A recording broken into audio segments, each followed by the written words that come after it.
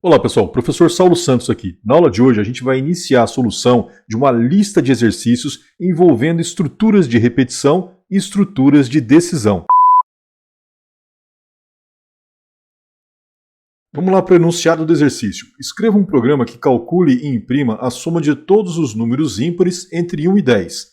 Então, o resultado desse programa deve ser o número 25, que a gente vai somar os números 1, 3, 5, 7 e 9. Eu vou mostrar para vocês como resolver esse exercício utilizando as três estruturas de repetição. Primeiro a gente vai trabalhar com a estrutura for, depois com a estrutura while e depois com a estrutura do while. Vamos iniciar então pela estrutura for. Eu tenho aqui na linha 12 a declaração das variáveis contador e soma. E aqui na linha 14 eu inicio aqui o meu laço de repetição, a minha estrutura de repetição for. Eu inicio a variável contador em 1, coloco o limite dessa variável em 10 e aplico aqui o incremento dessa variável de uma em uma unidade. O que acontece em seguida? Ele entra para executar a linha 15 e na linha 15 o que eu encontro aqui? Uma decisão. E o que faz essa decisão? Ela vai analisar o valor que está aqui na variável contador, ele vai verificar se esse valor é um número ímpar ou um número par. De que maneira ele faz isso? Utilizando aqui o operador de resto. Tá? Então eu aplico aqui uma divisão desse número que está em contador, divido ele por 2 e analiso se o resto dele é 1. Se o resto for 1, significa que o número é ímpar. Então, vamos analisar aqui um exemplo. Por exemplo, contador começa valendo 1. Quando eu divido o número 1 por 2 e analiso o resto vai ser 1. E assim, identificando que esse número é ímpar, o que eu aplico? O resultado aqui, olha, soma, recebe ela mesma mais a variável contador. Lembrando que esse soma mais igual contador é a mesma coisa que isso aqui, olha, soma, recebe, soma, mais contador. Então, essa maneira é uma forma abreviada de eu escrever soma, recebe, soma, mais contador. Tá? Assim como eu tenho aqui contador mais, né, é uma maneira abreviada de eu escrever isso aqui, contador, recebe, contador, mais 1. E eu queria chamar a atenção de você agora para essas duas linhas aqui, esses dois comentários. Aqui eu escrevi contador recebe contador mais 1, e aqui eu escrevi soma recebe soma mais contador. Vamos dar uma olhada aqui no resumo que eu preparei para você. Veja só, a diferença entre contador e somador. Somador ou acumulador, o nome é o mesmo. Tá? Qual que é a diferença desses dois elementos? Um contador, ele trabalha da seguinte maneira, uma determinada variável recebe ela mesma mais uma constante, ou seja, um número.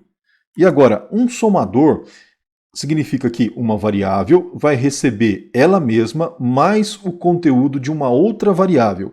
Por exemplo, veja só, na técnica do contador eu posso ter aqui uma variável i recebendo ela mesma mais uma constante. Por exemplo, o número 1, o número 2, o número 3.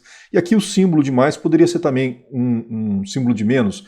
No caso, então, ele somaria números negativos.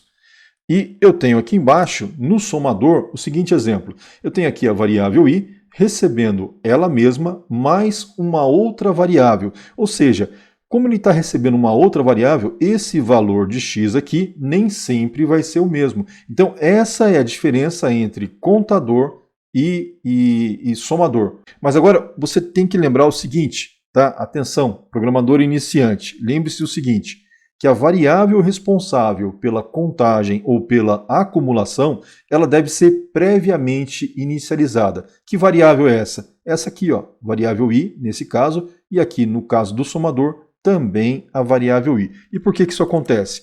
O compilador ele não inicializa em 0 as variáveis locais. Geralmente quando a gente trabalha, quando a gente programa, olha só, eu declaro aqui, ó, contador e soma são variáveis locais. Então a boa prática é, declarou uma variável local, já joga um valor inicial para ela. Tá? Mesmo que durante aqui, olha, na linha 14, você vá alterar o valor dessa variável. Tá? Então não corra esse risco. No momento em que você declara uma variável local, já coloca um valor inicial, porque se você não colocar, quem vai colocar vai ser o compilador e ele vai colocar um valor aleatório para dentro dessa variável. A gente já viu isso na aula 22. Se você não assistiu, recomendo que você assista. Mas vamos retornar aqui o código, vamos rodar esse código para ver o resultado dele.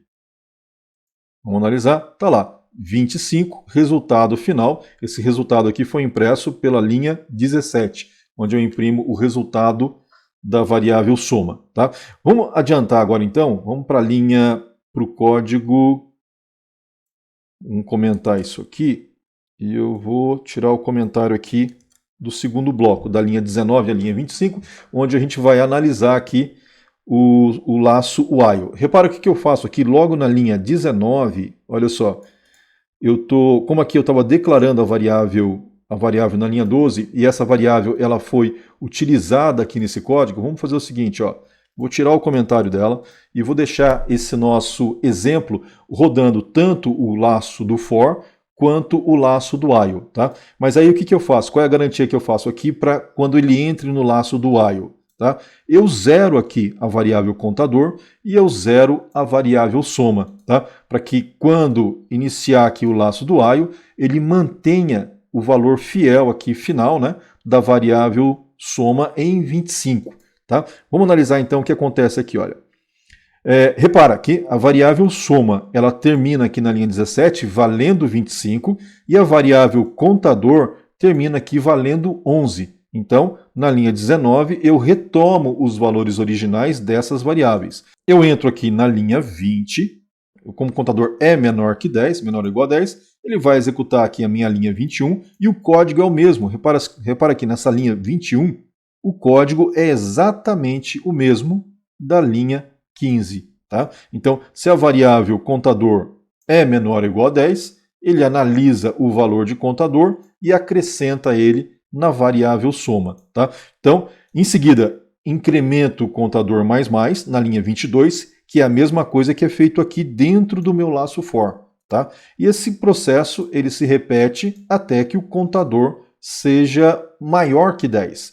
Sendo maior que 10, ele sai do laço e imprime a variável soma na linha 25, do mesmo jeito que eu imprimi na linha 17. Então, se eu rodar esse código, olha só, eu vou ter então o número 25 impresso duas vezes. Tá? Imprimi o 25 aqui e imprimi o 25 aqui. Agora, vamos fazer um teste. O que acontece se eu colocar um comentário aqui na linha 19? Vamos ver o que vai acontecer.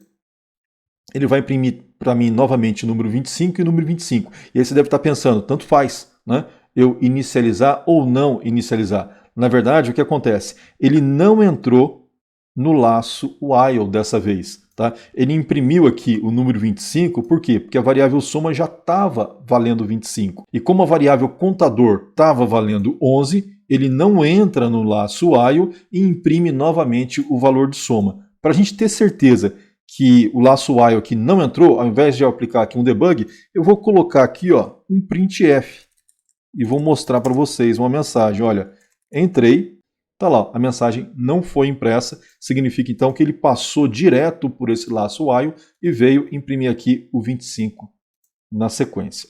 Bom, vamos fazer o seguinte, vamos habilitar aqui a barra, aliás, desabilitar o barra, vamos rodar novamente para ver a mensagem aqui entrei. Né? Então, olha só o que aconteceu aqui nesse caso. Apareceu o 25 impresso aqui da linha 17 e aí as mensagens entrei. Essa mensagem então ela vai rodar 10 vezes, ela é impressa 10 vezes até que o número 25 saia aqui na linha 26. Tá? Bom, vou arrancar aqui esse printf entrei, não quero que isso aconteça.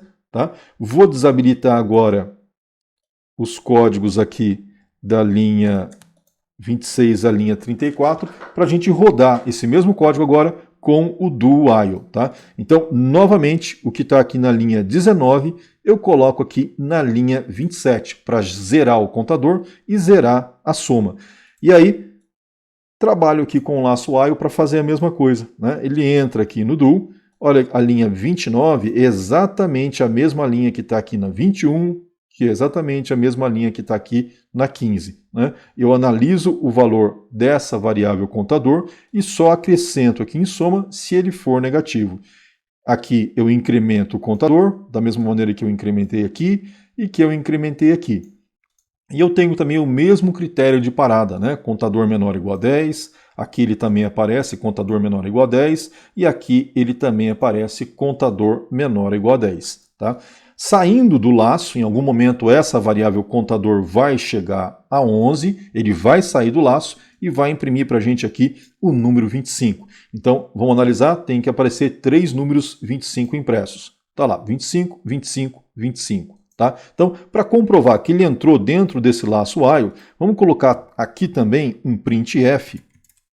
Só que dessa vez eu vou colocar aqui um /n, tá?